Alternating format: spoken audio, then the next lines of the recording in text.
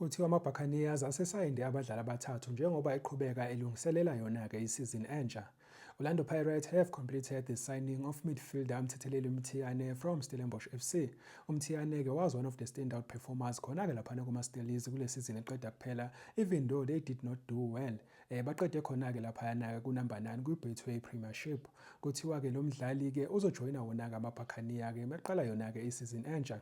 They also completed the signing of Richards Bay FC defender yena-ke uSibangani Zulu. The player featured in 25 games for the Natal Rich Boys. Usho khona-ke ukuthi-ke umdlali-ke osezingeni eliphezulu. Ama-Buccaneers are looking to defend their Betway Premiership title and bayakhombisa-ke ngokuthi-ke babe busy-ke laphana ku-transfer market. Kuthiwa-ke they also completed the signing of Siwelele FC winger Bohlale Ngwato.